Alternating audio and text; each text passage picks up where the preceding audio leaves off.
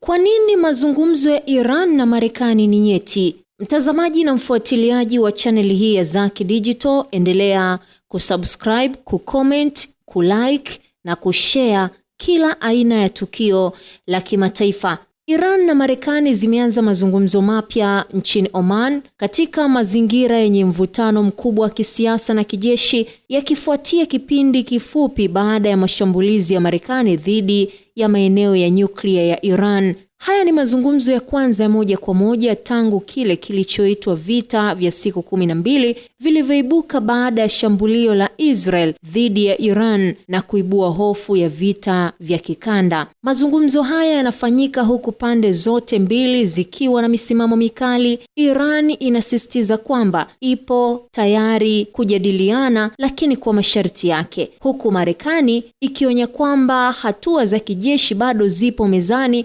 endapo mazungumzo yatashindwa. Kauli hizi zimeongeza hali ya sintofahamu kuhusu kama diplomasia inaweza kuzuia mzozo mkubwa zaidi.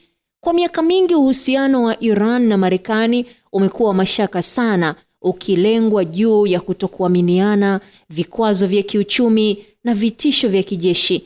Mazungumzo ya Oman yanachukuliwa na wachambuzi kama jaribio la kuzuia hali hiyo isigeuke kuwa vita vya wazi.